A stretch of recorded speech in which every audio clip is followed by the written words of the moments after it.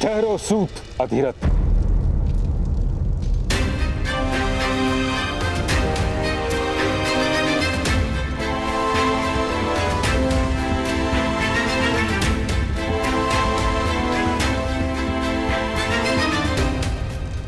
ये सत्य है महाराज कि मदनजय अपराधी था और जो दंड उसको मिला है वह उचित है। सत्य है कि इस बालक ने राज परिवार पर उपकार किया है। यह भी सत्य है कि इसका साहस और आत्मविश्वास अद्भुत है। सत्य के प्रति इसकी निष्ठा और सामर्थ्य पर कोई संदेह नहीं। किंतु महाराज, कि समाज केवल एक व्यक्ति से नहीं बनता। राज्य के सभी मनुष्य को संतोष प्राप्त हो, यह भी तो अनिवार्य है। और यह केवल तभी हो सकता है जब व्यवस्था का पालन हो तथा परंपरा का निर्वाह अनिवार्य है। यदि व्यवस्था टूटती है तो समाज में विद्रोह उत्पन्न होता है और हर प्रकार के विद्रोह को बल से शांत भी तो नहीं किया जा सकता। तात्पर्य तात्श्री? सूत के पुत्र को शस्त्र उठाने का अधिकार नहीं, उसे दंड देना ही होगा।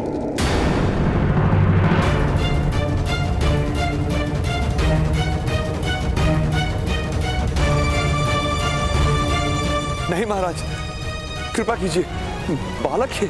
और इस बालक ने राज परिवार पर उपकार किया है तात्श्री? यथार्थ कह रहे हैं आप, इसीलिए इस बालक को कोई छोटा सा दंड दिया जाए, यही मेरी विनती है। मैं दंड स्वीकार नहीं करूंगा।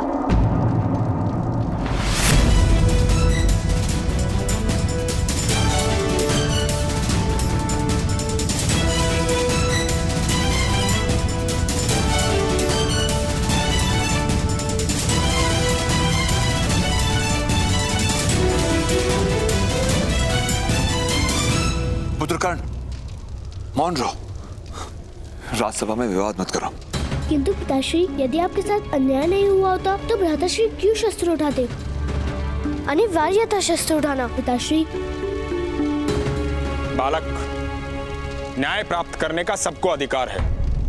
राज्य की व्यवस्था प्रत्येक व्यक्ति को न्याय प्रदान करती है। राज्य की व्यवस्था से ही अन्याय हो तब क्या किया जा सकता है? राजा के हाथों कभी अन्याय नहीं होता राधे। अन्य सबके अन्याय के लिए राजा से याचना करना संभव है, किंतु किसी भी कारणवश व्यवस्था और परंपरा को भंग नहीं किया जा सकता। अन्याय और याचना की व्यवस्था से तो उत्तम है कि ऐसी परंपरा ही ना हो। राधे, क्या कोई दूसरा सूत तुम्हारी भांति शस्त्र धारण करके अपना रक्षण कर सकता है?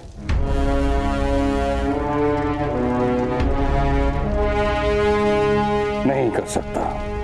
यदि उनको अपनी रक्षा का भार सौंप दिया जाए तो समस्त सूत समाज नष्ट हो जाएगा। उनकी रक्षा कौन करेगा? सूतों को शस्त्र का अधिकार नहीं, इसलिए ज्ञान नहीं। ज्ञान नहीं, इसलिए वे शस्त्र नहीं उठा सकते।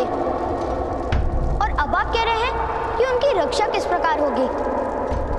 ज्ञान प्राप्त करने का अधिकार मान लीजिए, अधिकतर सूत भी शस्त्र उठाने लगेंगे। असंभव।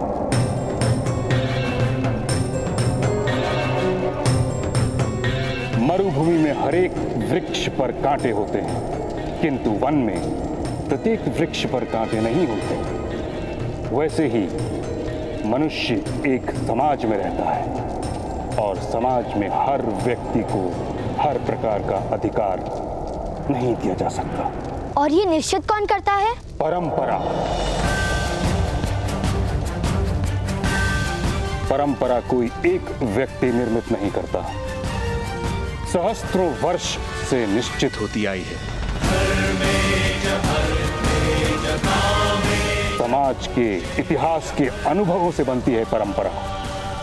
राजा केवल उसका वहन करता है। जब मैं जीवित नहीं था तब किसी ने किस प्रकार जाना होगा कि मैं कौन हूँ, मेरी स्थिति क्या है, मेरी इच्छाएं क्या हैं? उस समय की बनी परंपराओं को मैं आज क्यों स्वीकार करूं?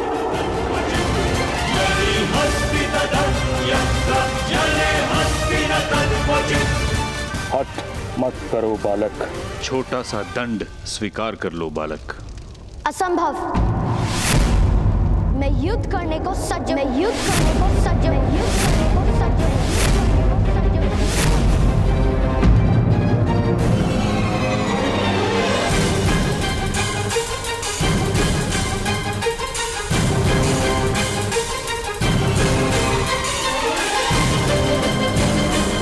कर्ण, विद्रोह नहीं कर सकते तुम। महाराज, महामहिम, महामंत्री, मेरे पुत्र को क्षमा कर दीजिए। इसने विद्रोह किया है महाराज, इसे दंड मिलना चाहिए, मृत्यु दंड। इस सूद के बालक को मृत्यु दंड दीजिए। मृत्यु दंड दीजिए, मृत्यु दंड दीजिए, मृत्यु दंड दीजिए, मृत्यु दंड दीजिए, मृत्यु दंड दीजिए, मृत्यु दंड, मृत्यु दंड दीजिए, मृत्यु दंड दीजिए, मृत्यु दंड दीजिए, मृत्यु दंड दीजिए, मृत्यु दंड दीजिए, मृत्यु दंड, मृत्यु दंड दीजिए, मृत्यु दंड दीजिए। किसी में शक्ति हो तो दीजिए मृत्यु दंड।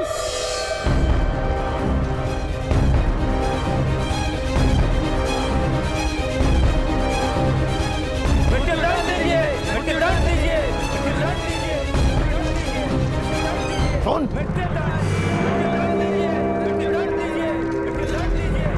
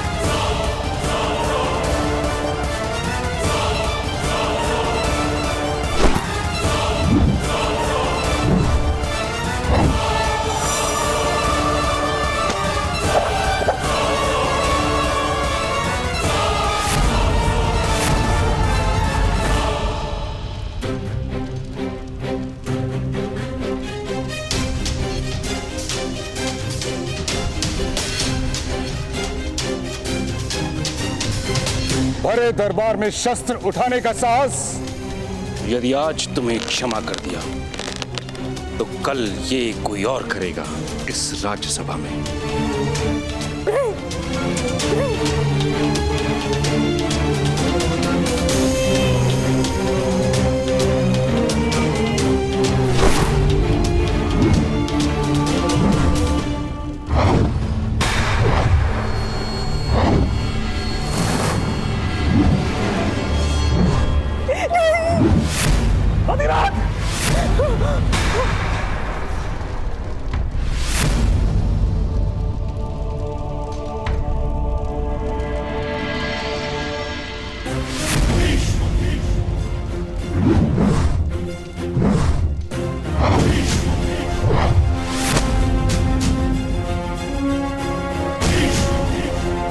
तुम्हारे प्राण नहीं लूंगा मैं।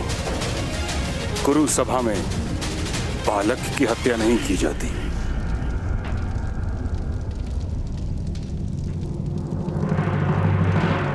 अधिरथ, तुम्हारे पुत्र ने राज्यसभा में विद्रोह किया है।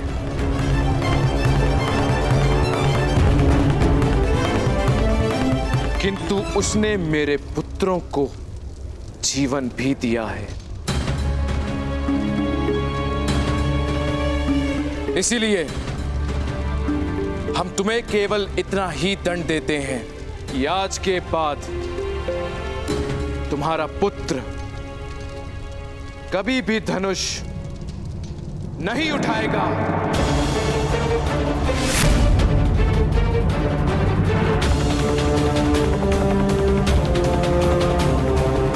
सूतों के लिए बनी परंपरा का वहन करेगा, और यदि ऐसा नहीं हुआ तो तुम स्वयं अपने पुत्र को हस्तिनापुर और कुरु राष्ट्र से निष्कासित कर दोगे।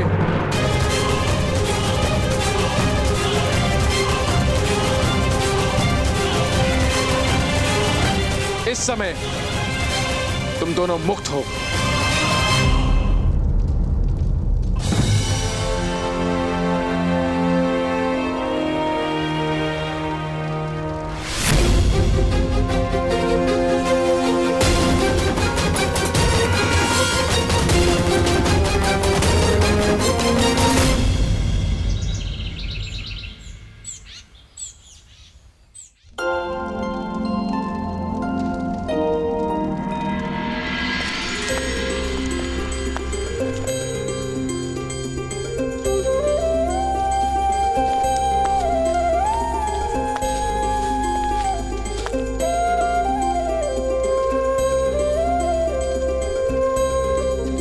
माता, मैं आरती करूं?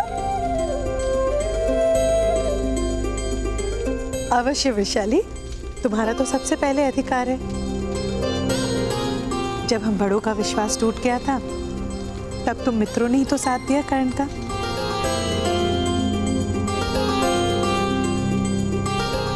ये लो।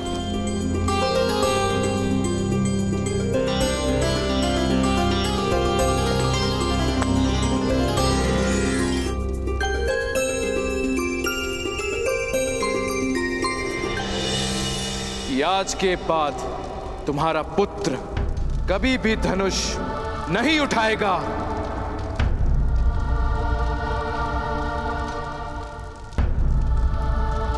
कर्ण, आज से तुम यहाँ के सेनापति और मैं तुम्हारी सैनिक।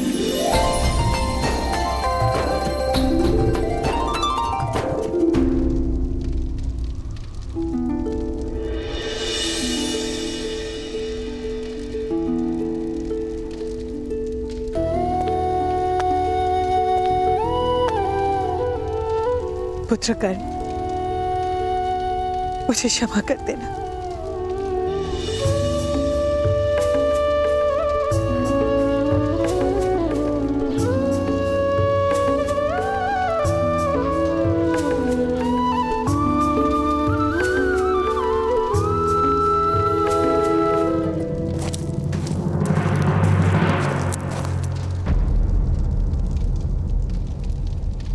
सूत अधिरथ, आपको महामहिम भीष्म ने बुलाया है। सूर्योदय के समय गंगा के पावन घाट पर प्रातः स्नान हेतु महामहिम नित्य जाते हैं। कल प्रातः काल आपको वहीं आने का आदेश है। अवश्य।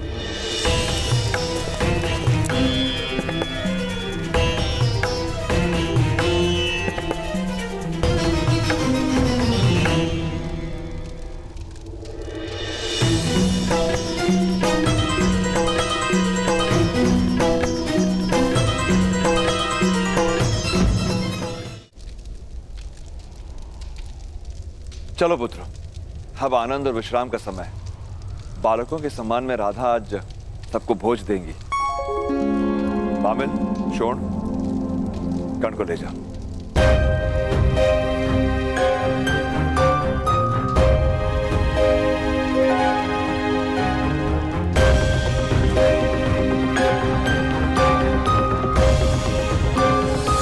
कर्ण का दुख आज अनन्य है अधिरथ। जानता हूं भ्राताश्री, जानता हूं। शाख के जिस स्थान से फूल तोड़ा जाता है, उस स्थान से पत्ता या फूल कभी उग नहीं पाता। आज तक बहुतों ने कर्ण से उसका धनुष छीना था, किंतु गुरु सुबह ने उससे उसकी आशा छीन ली। धनुष पे उसका अधिकार ही नहीं, उसका सुख भी उसी में है। और दुखदायक सत्य तो यह है कि कर्ण कभी धनुष उठा नहीं पाएगा।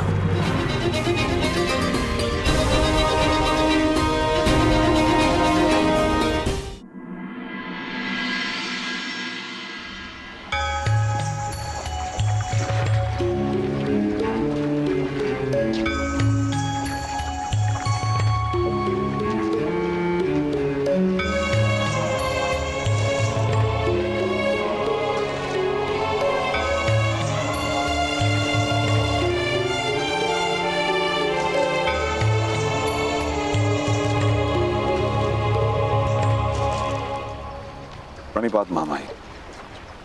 कल्याण हो। क्या कार्य करते हो? अभी अभी हसनापुर आए, अभी कोई कार्य आरंभ नहीं किया। मैं तुम्हें अपने सारथी के रूप में नियुक्त करता हूं।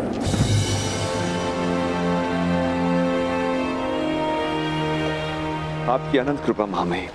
कृपा नहीं, स्वार्थ है। तुम मेरे निकट रहोगे तो मेरी दृष्टि तुम्हारे पुत्र पर रहेगी। उस जैसा तेजस्वी और ऊर्जावान बालक मैंने संसार में नहीं देखा। उसका अध्यापन मैं उचित रूप से करवाऊंगा। बिजली को आकाश में दिखा, उसकी कोई दिशा नहीं होती, उस पर कोई अंकुश नहीं होता। कुछ ही क्षण के लिए प्रकट होती है और फिर लुप्त हो जाती है। जिस पर गिरती है उसे नष्ट कर देती है। मेरी इच्छा है कि तुम्हारा पुत्र एक महान सारथी बने, ताकि समस्त सूत समाज का मार्गदर्शन करे।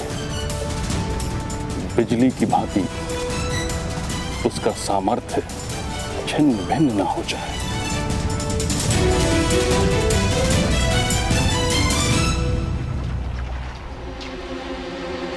जी मामाई।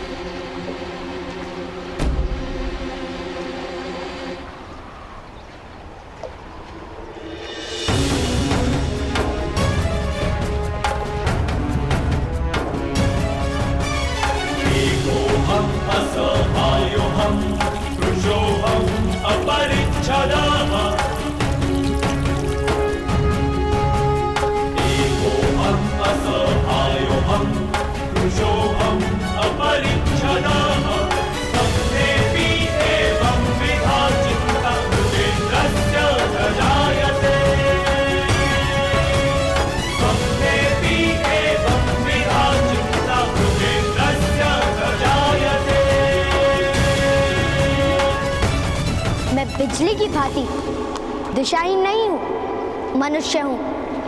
मुझे जहां विनाश करना होगा मैं वहीं गिरूंगा। आपकी इच्छा थी ना कि मेरा सामर्थ्य चिन्ह भिन्न हो, तो लीजिए।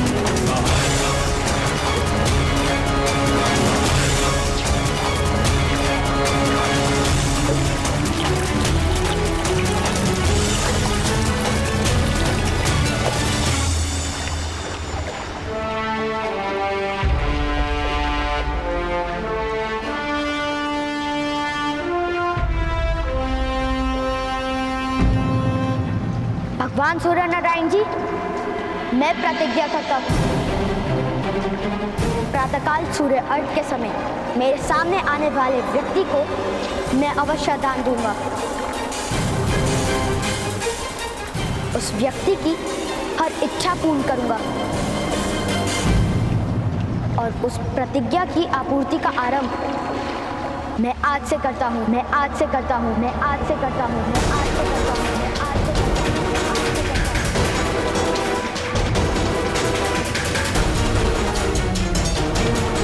महामहिम भीष्म को दान देकर, दान देकर, दान देकर, दान देकर,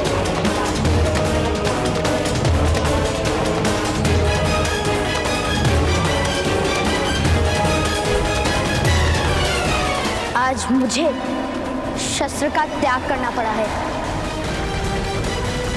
किंतु आगे जीवन में किसी कारणवश अगर मुझे शस्त्र उठाना पड़ा तब उसका त्याग कोई नहीं करवा पाएगा, नहीं करवा पाएगा।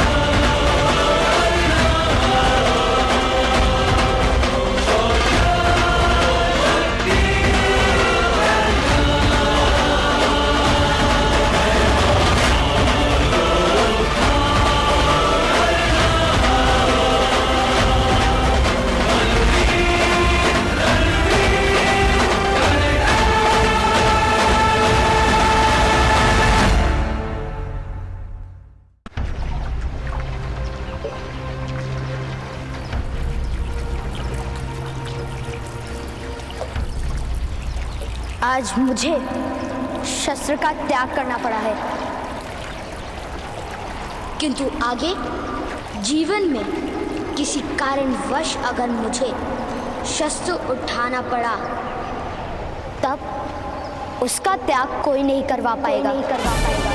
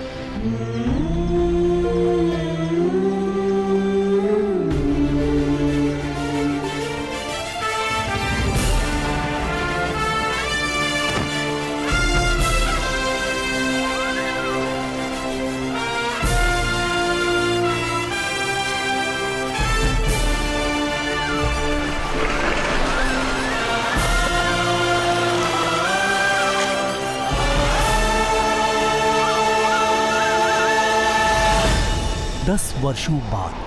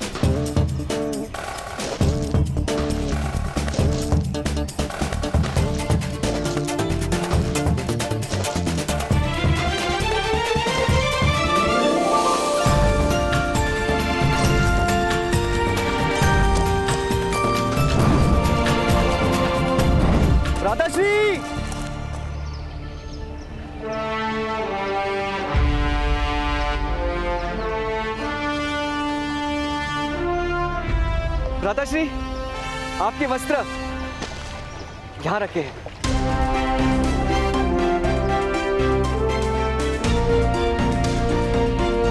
आप शीघ्र ही सज्ज हो जाइए, आज हमारी अंतिम परीक्षा है। सूतों के लिए कोई भी परीक्षा अंतिम नहीं होती शोण। अर्थात गुरुकुल में ली जाने वाली अंतिम परीक्षा है, और आज स्वयं महामहिम भीष्म पधारेंगे।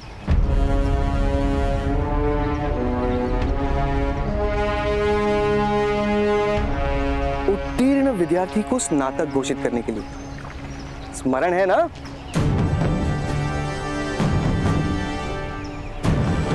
उसका विस्मरण कैसे हो सकता है? उनके लिए तो आज एक विशेष आश्चर्य जो निर्मित किया है मैंने। आज आपको देखकर केवल महामहिम भीष्म ही नहीं, हस्तिनापुर के राजकुमार भी आश्चर्य में पड़ जाएंगे। आप शीघ्र ही पहुंचे, मैं भी माता को लेकर पहुंचता हूं परीक्षा भूमि।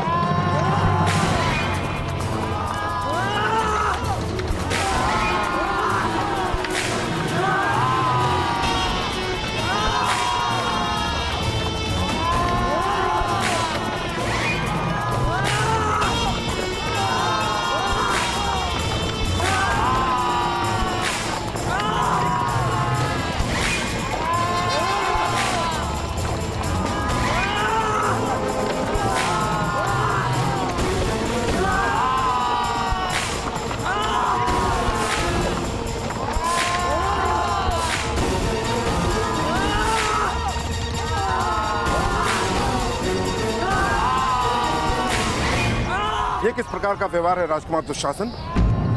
अश्वों के स्थान पर मनुष्य को क्यों बांधा है? सारथी है ये, सारथी है ये। रथ हाँकना इनका कर्तव्य है। यदि अश्व नहीं होंगे तो रथ के साथ इन्हें स्वयं बंधना पड़ेगा। आप इनकी चिंता मत कीजिए, आप केवल इतनी चिंता कीजिए कि मेरे ज्येष्ठ भ्राताश्री युवराज दुर्योधन का ये अनुचर कुमार आज प्रथम श्रेणी में ही उत्तीर्ण, अन्यथा युवराज का क्रोध आपके आश्रम को ही भस्म कर देगा।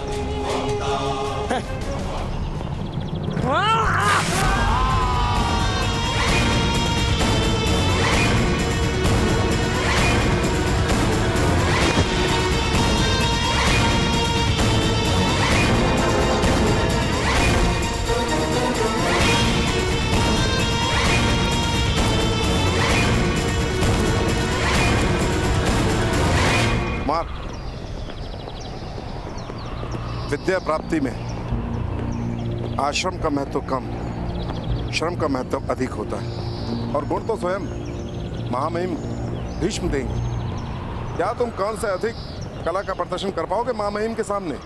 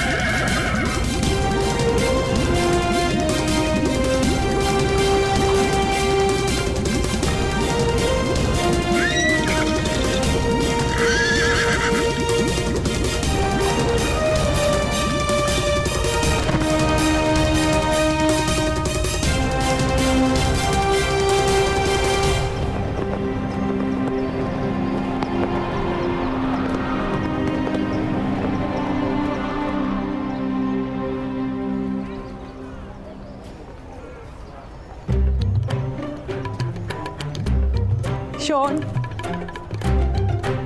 शोन, अरे कितना सजोगे? परीक्षा देने जा रहे हो या विवाह करने? विवाह, परीक्षा देने। किंतु पिताश्री कहते हैं ना, सद्भाग्य कहीं भी प्राप्त हो सकता है, इसलिए। चलो। हाँ।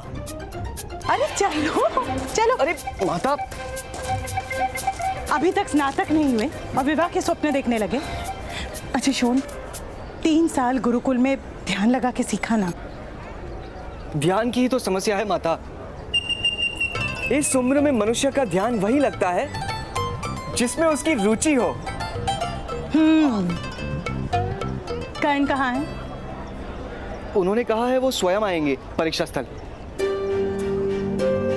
वही तो चिंता है, कहीं कर्ण का पराक्रम देखकर हस्तिनापुर के राजकुमार क्रोधित ना हो जाए। सूतों के पराक्रम क्षत्रिय सह नहीं पाते। कोई चिंता मत कीजिए माता, लोग शक्ति प्राप्त करने के लिए कोचा पाक खाते, किंतु भ्राताश्री भ्राताश्री शक्ति प्राप्त करने के लिए क्षत्रियों के क्रोध को खाते हैं। चलिए। अरे वृषाली कहाँ है? वृषाली?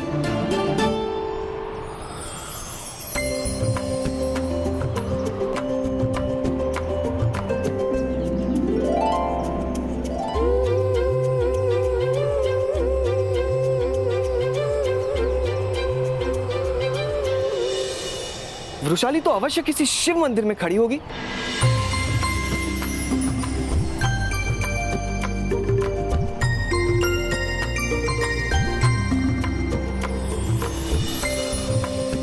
किसी पवित्र वृक्ष को सूतर के धागे से बांधकर भ्राताश्री के विजय की कामना कर रही होगी।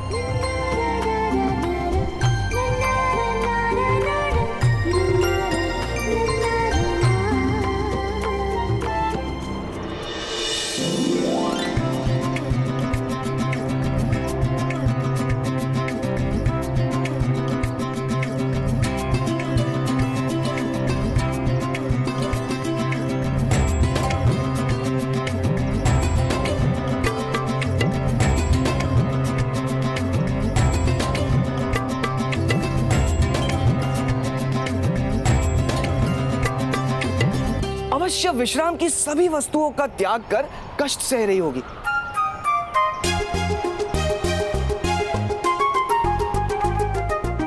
यही मानती है ना आप माता? हाँ। किंतु वृषाली की तपस्या का मार्ग आपसे भिन्न है माता। चलिए। चलो।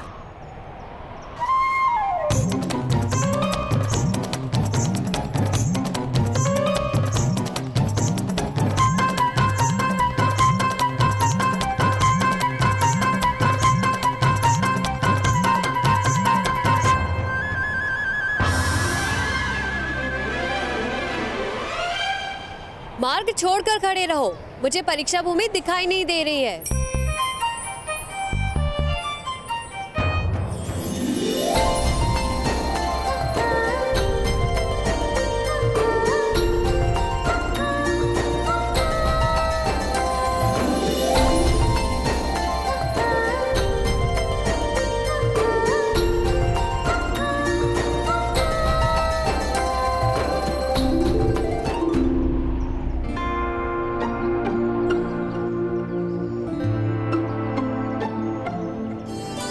सेनापति कर्ण,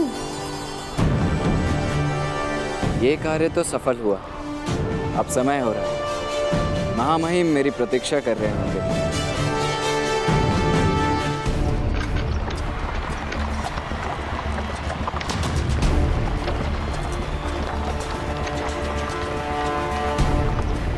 महामहिम भीष्म की, महामहिम भीष्म की, महामहिम भीष्म की, महामहिम भीष्म की, महामहिम भीष्म की, महामहिम भीष्म की, महामहिम भीष्म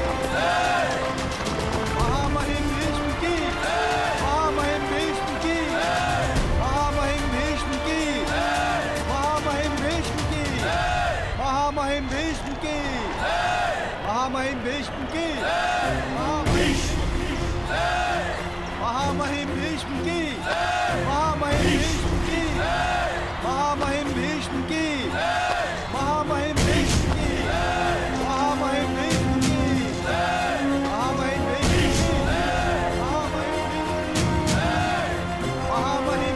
की, महामहिम भीष्म की, महामहिम भीष्म की, महामहिम भीष्म की, महामहिम भीष्म की, महामहिम भीष्म की, सत्यवादी महामहिम भीष्म की,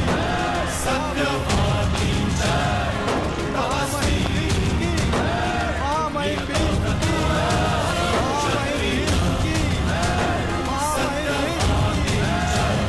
महामहिम भीष्म की,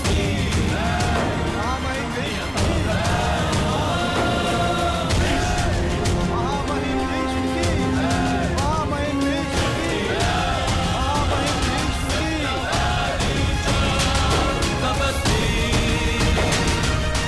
महामहिम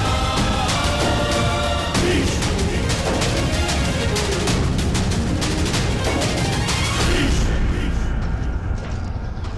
महामहिम भीष्म की जय हो। गुरुदेव, आपने सूतों की परीक्षा में पधार कर हमारा सम्मान बढ़ाया। सारथी तो एक योद्धा का प्रथम कवच होता है गुरुदेव। मेरी दृष्टि में सूतों का महत्व किसी पुरोहित से कम नहीं।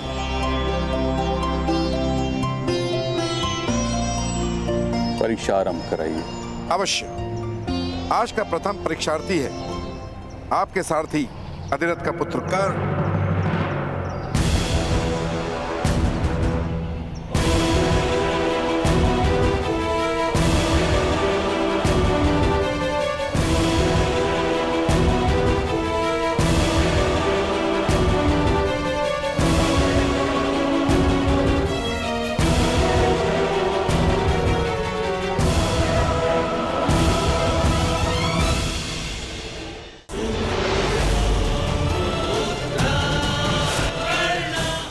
आज का प्रथम परीक्षार्थी है आपके सारथी अधिरथ का पुत्र कर्ण।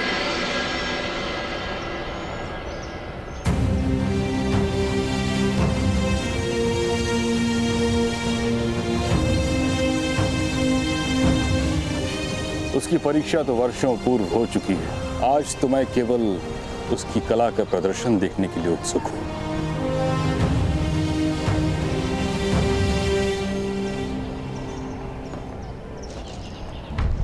राधे कर्ण, सामने आओ।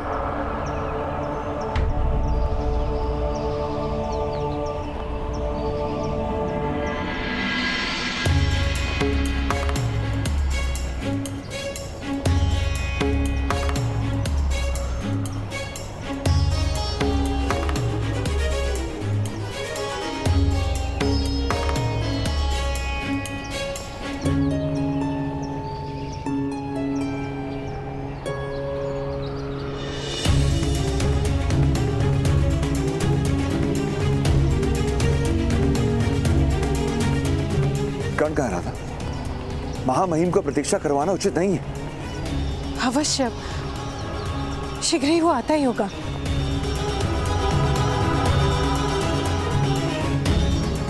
शौण, कहां है तुम्हारा भ्राता कर्ण?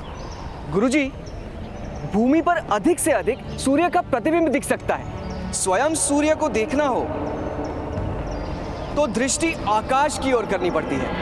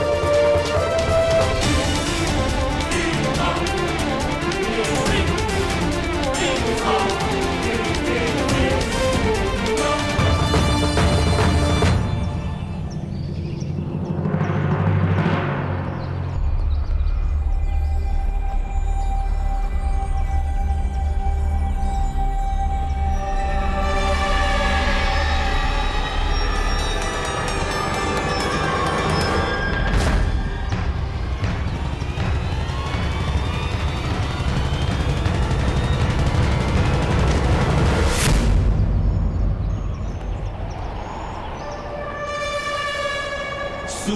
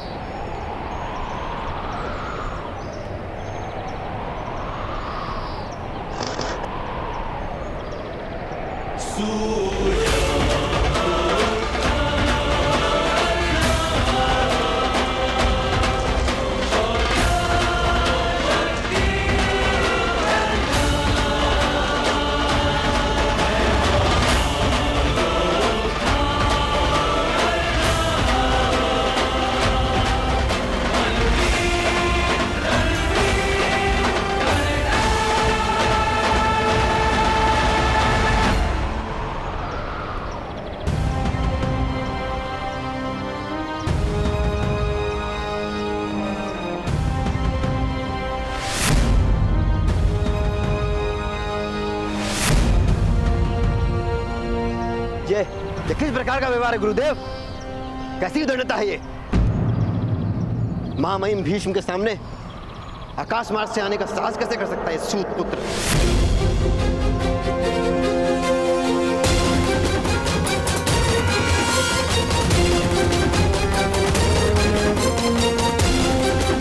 महामहिम गर्व से ऊंचा देख सके, इसीलिए आकाश मार्ग से आया हूं। एक सूत पुत्र का ये साहस! पितामह भीष्म और हम राजकुमारों का ऐसा गौरव अपमान! इतने बड़े बड़े उच्च कुलों के अतिथि उपस्थित हैं और यहाँ ये सूत पुत्र विमान में उड़ने का साहस भी कैसे कर सकता है? बंदी बना कर रख दो इसको।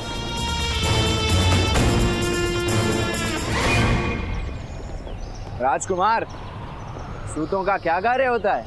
रथ चलाना, अर्थात वाहन चलाना। हाँ, वाहन ही तो चला सकते हैं सूत। तो ये क्या है राजकुमार? वायु में गति करने वाला वाहन ही तो है।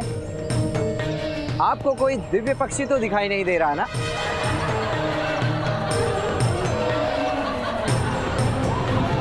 मान रहा हूं कर्ण, हमारा तो अधिकार ही नहीं कि हम वायुयान पे बैठ सके। राजकुमार, महामहिम भीष्म के अपमान के अपराध में कर्ण को दंड दीजिए।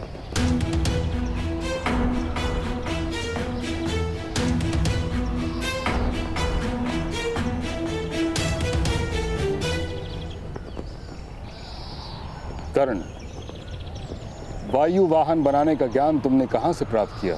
अगस्त्य संहिता में इसका वर्णन है महामहिम। पुरातन काल के पुष्पक जैसे विमान भी आर्य भूमि के इसी आकाश में उड़ा करते थे। भगवान राम भी ऐसे ही विमान में बैठकर लंका से अयोध्या पधारे थे। और वैसे भी ज्ञान के मूल का क्या महत्व? ज्ञान का फल आपके सामने। सूतपुत्र,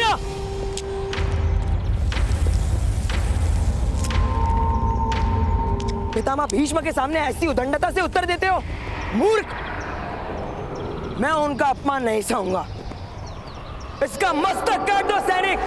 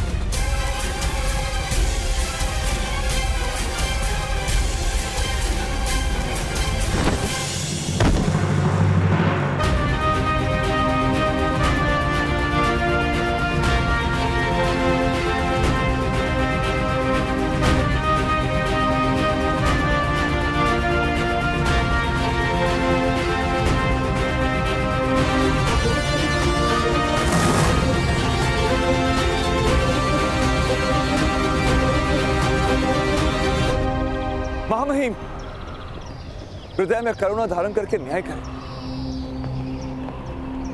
मैं विनती करता हूं।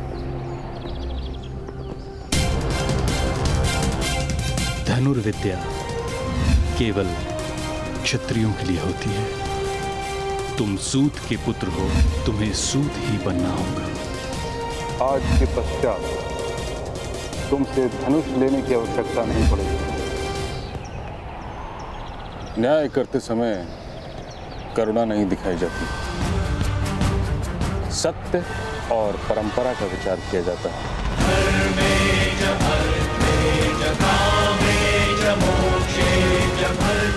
और सत्य यह है कि किसी के अपराध का उसके स्नातक होने से कोई संबंध नहीं। न्याय बाद में भी हो सकता है।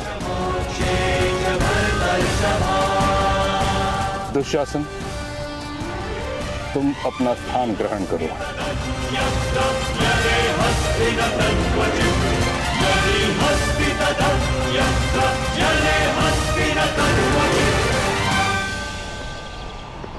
कर्ण, अब तुम अपनी परीक्षा दो। 3 वर्षों से रथ चलाने का अभ्यास कर रहे हो। रथ चला पाते हो या केवल वायु में ही उड़ते रहते हो? मेरा तो जन्म ही आकाश में उड़ने के लिए हुआ है महामहिम।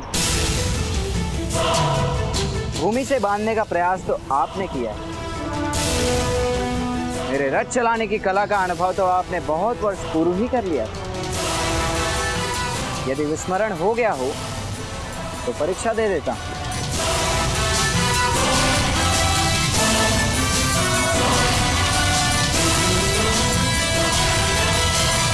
कर्ण पुत्र, अपना रथ ले आओ।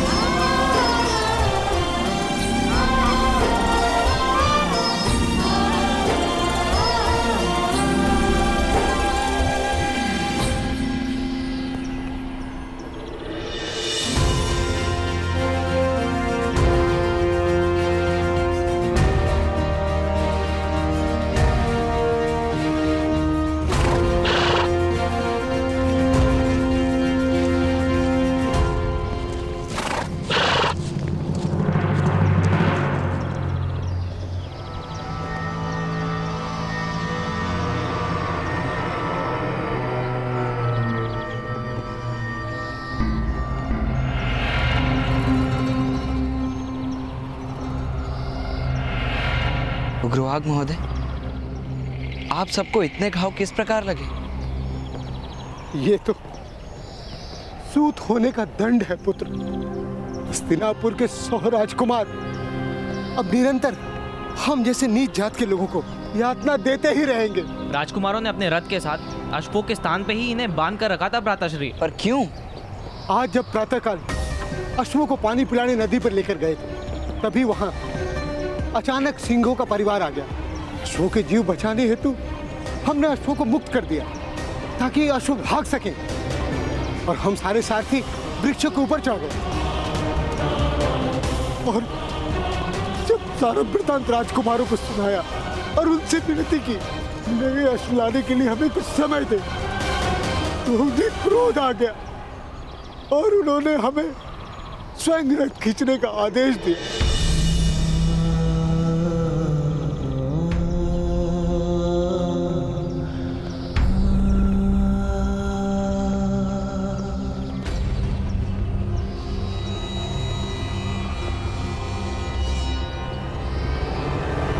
दोष राजकुमारों का नहीं, आपका है। अश्वों की भांति मौन रहकर जियोगे उग्रवाग महोदय, तो अश्वों की भांति रथ से बंधना भी पड़ेगा। नाम रखा है आपने उग्रवाग, जिसके शब्दों में अग्नि जैसा भयानक ताप हो, उसे उग्रवाग कहते हैं। चिड़ियों से अधिक ध्वनि तो कर नहीं पाते। उग्रवाग। किंतु हम कर भी क्या सकते हैं? घाव सहन करने की शक्ति दी है ना ईश्वर ने। अब अंतर में घाव करने का साहस भी जन्मा लो। कोई क्षत्रिय अन्याय नहीं कर पाएगा। सर्प ना बन सको तो नेवला बनो। चूहे तो सर्प का भोजन ही बनते हैं। यदि हमारे पास शस्त्र उठाने की स्वतंत्रता होती तो क्या कर लेते उग्रवाग महोदय? शक्ति शस्त्रों में नहीं होती, भुजाओं में होती है।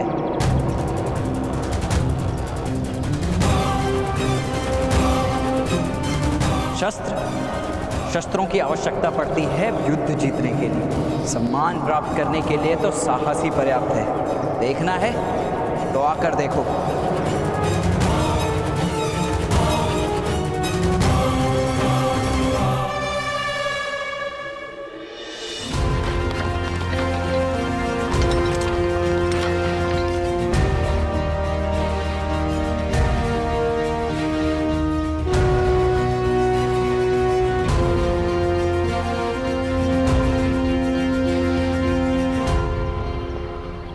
परीक्षा हेतु सज्ज हूं महामहिम। परीक्षा आरंभ कीजिए गुरुदेव। सज्जनों, सारथी का कार्य होता है अपने रथी महारथी को अनेक विपदाओं से सुरक्षित उसके लक्ष्य तक पहुंचाना। इसीलिए इस परीक्षा में विभिन्न विपत्तियों का निर्माण किया गया है। इन विपत्तियों से सुरक्षित जो रथ को यहाँ ले आएगा वो प्रथम श्रेणी में उत्तीर्ण होगा। कर्णपुत्र, परीक्षा आरंभ करो।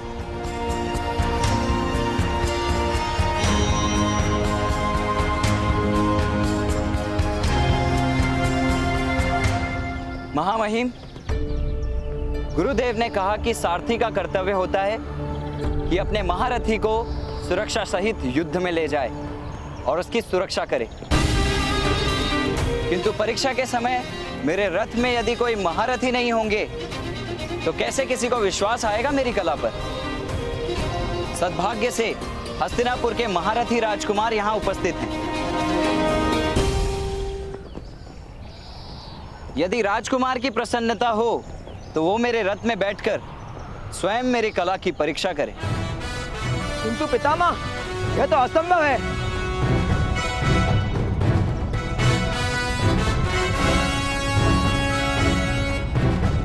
यदि राजकुमार में साहस ना हो तो मैं अकेला रथ चालन की परीक्षा दूंगा।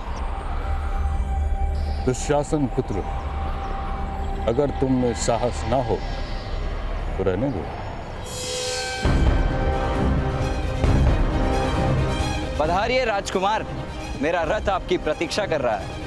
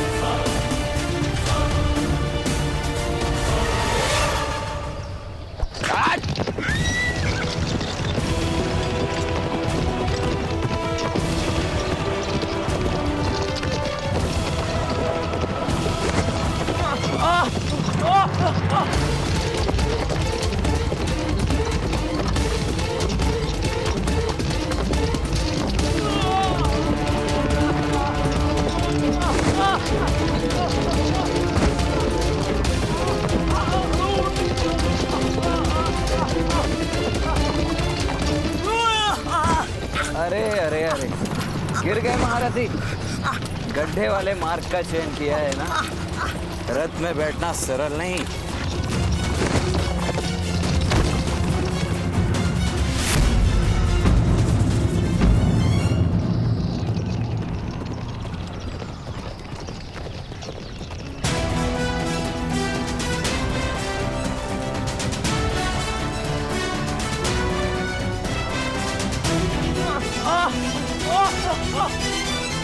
आज मैं आपका सारथी हूँ राजकुमार। आपको रथ में रखना मेरा कर्तव्य है।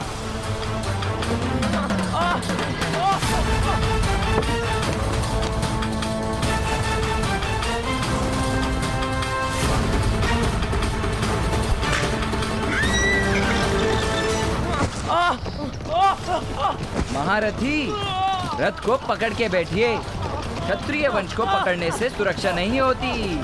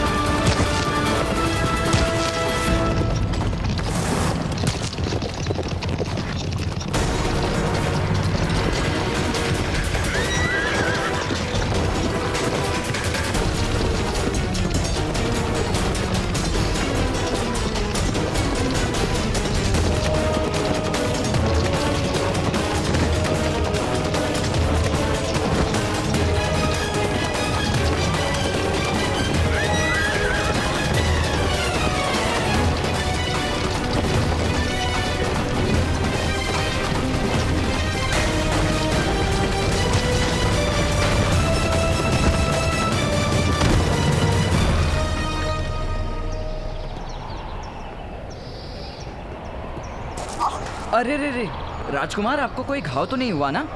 हम इस पत्थर को बंदी बनाकर दंड देंगे। आप पधारिए, आइए आइए आइए आइए।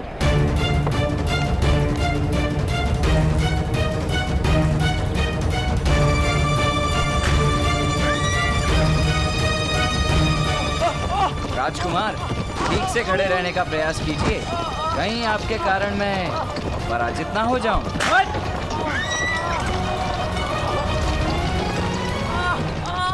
कठिन है ना इस रथ पर सवारी करना, क्योंकि अश्व इसे खींच रहे हैं, मनुष्य नहीं।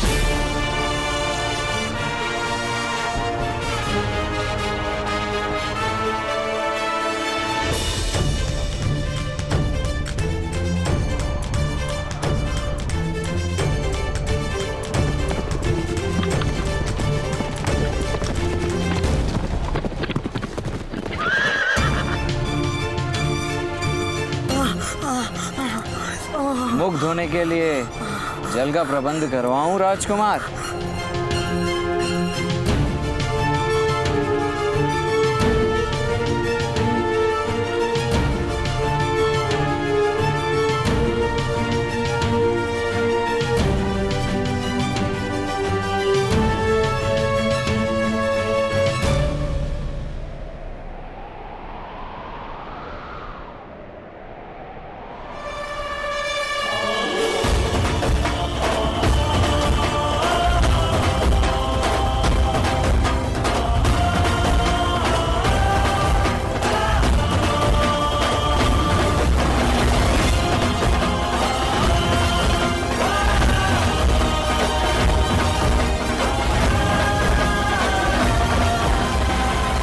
कितने गुण प्राप्त हुए महामहिम भीष्म?